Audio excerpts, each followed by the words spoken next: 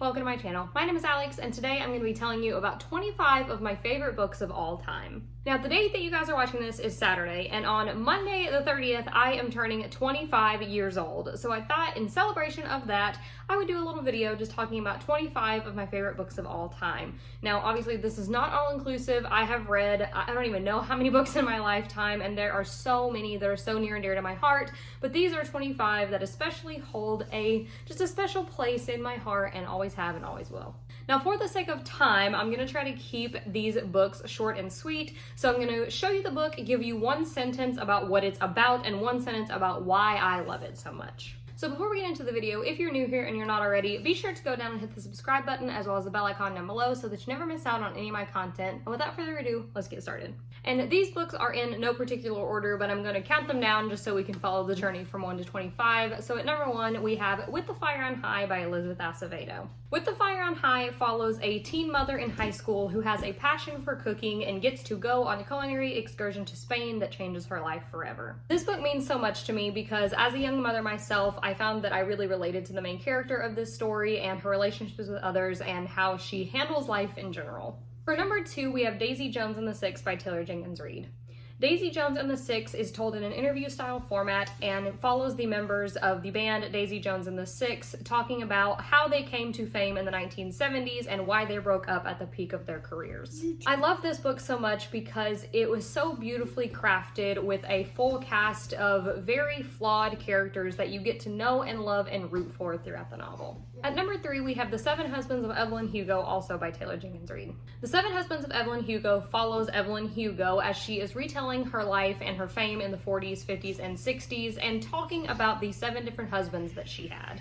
Much like with Daisy Jones and the Six, I really loved this one because we get to follow a very, very realistic and flawed character that makes it really hard to believe that she is not an actual person. Number 4 is The Storied Life of A.J. Fikry by Gabrielle Zevin. The Storied Life of A.J. Fikry follows our main character, A.J. Fikry, who is a bookseller, owner of a bookstore, and one day an orphan girl is abandoned in his bookshop and he has to take care of her. I loved this story because it is the quintessential love letter to book lovers, and we follow this very heartwarming man all throughout his crazy life. Number 5 is It Ends With Us by Colleen Hoover. This book follows the 2 main characters, Lily and Ryle, as they try to navigate a relationship that doesn't go exactly the way that anybody planned. This book meant so much to me because I was so invested in the characters and I loved watching their story unfold no matter how sad it was, and it still managed to leave me with hope at the end. Number 6 is The Unhoneymooners by Christina Lauren. The Unhoneymooners follows our 2 main characters, Olive and Ethan, who hate each other at the beginning of the novel, but have to pretend to be in love to get this all-expenses-paid trip to Oahu, and they wind up falling in love for real along the way. I love this book so much because it was a laugh-out-loud classic rom-com that just kept me flipping the pages all the way through. Number 7 is Becoming by Michelle Obama. Becoming is Michelle Obama's memoir that starts all the way in childhood, follows her up into her law career, meeting Barack Obama, and eventually becoming the First Lady of the United States. I love this book so much because having Michelle Obama in my ear for 19 hours was exactly what I needed, and I loved getting to hear about her background and how she became passionate about the matters that she cares about. Number 8 is Dear Edward by Ann Napolitano. Dear Edward follows our main character, 12-year-old Edward, and he is the sole survivor of this incredible plane crash, and we follow him throughout the next years of his life trying to deal with this. I love this book so much because we really get a deep insight into one particular character while also going back and forth and learning about some of the passengers that were on the plane at the time of the crash, making for an incredibly layered story.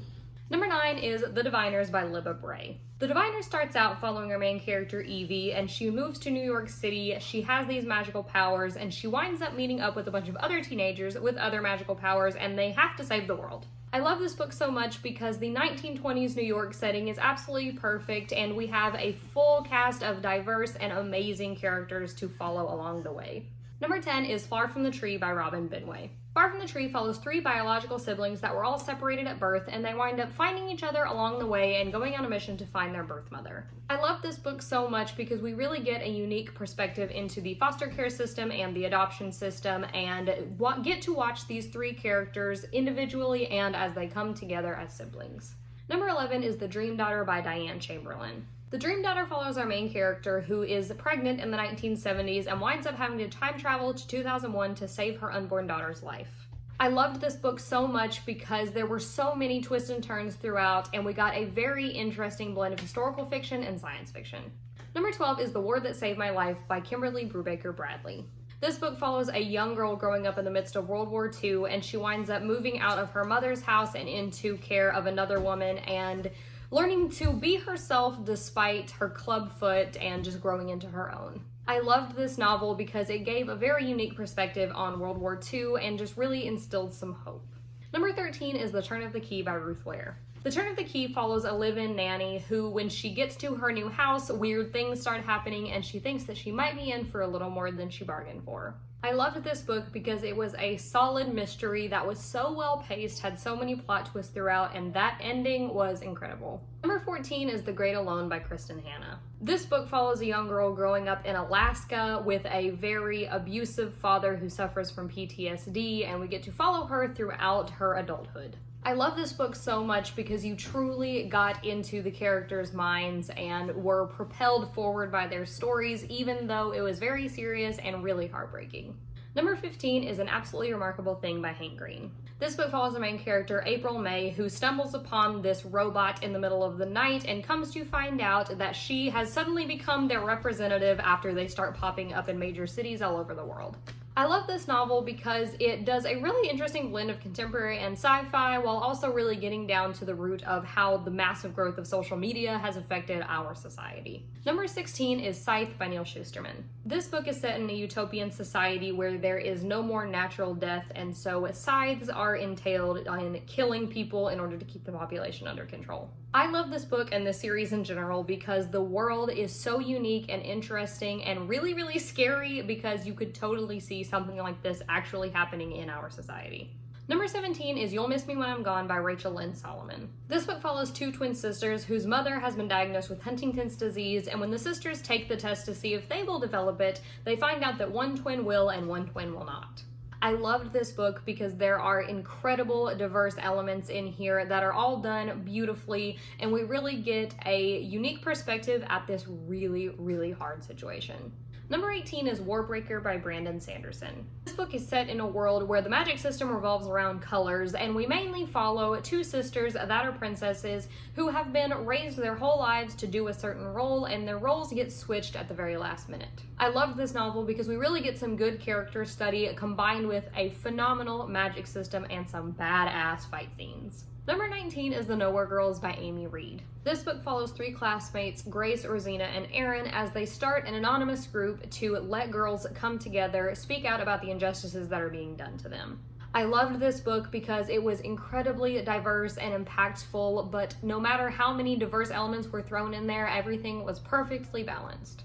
Number 20 is The Unexpected Everything by Morgan Matson. The Unexpected Everything follows our main character, Andy, who is a politician's daughter, and she plans to go on this internship for the summer, but when it turns out that her father is involved in a political scandal, she finds herself at home for the summer with nothing to do and picks up a job as a dog walker. I loved this novel because it has everything that you love from Morgan Matson, including a beautiful family relationship, a cute romance, and who doesn't love reading about dogs? Number 21 is Wondersmith, The Calling of Morgan Crow by Jessica Townsend.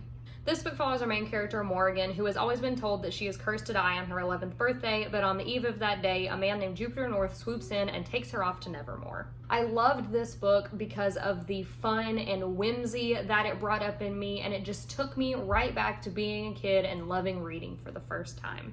Number 22 is A Man Called Uwe by Frederick Bachman. This book follows our main character, Uwe, who is a beloved curmudgeon who is set in his ways, but when a young couple with two daughters moves in next door, he finds that his world is turned upside down. I loved this book because it was the perfect combination of a laugh-out-loud funny and absolutely heartbreaking, and we get to watch this incredible man develop even later in life.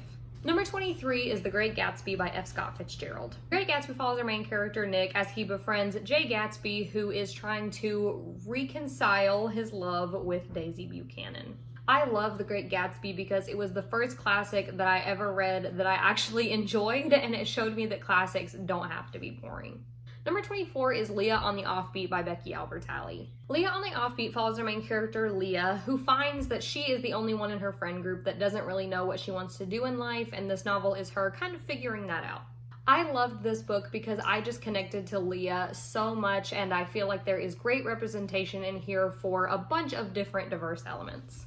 And finally, number 25 is I Have Lost My Way by Gail Forman. This novel follows 3 teenagers who are strangers at the beginning of the novel, and they run into each other in New York City and spend an incredible day together where they get to know each other and reveal secrets that they've never told anyone else. I loved this book because you can tell how much time the author spent weaving these 3 character stories together, and they just come together in the most beautiful way. So that is it for 25 of my favorite books of all time. Like I said, this is absolutely not all-inclusive. I have so many more favorites that I can think of, but here are 25 for you. I know that I did not say a lot about each book, but if you are interested in one in particular, I always leave Goodreads links to every single book that I talk about down in the description, so be sure to go down there and check that out. But that is it for today's video. Let me know your thoughts in the comments down below, and let me know if you have read any of these books. If you enjoyed today's video, please be sure to go down and give it a thumbs up, as well as hitting the subscribe button and the bell icon down below so that you never miss out on any of my content. So until next time, bye!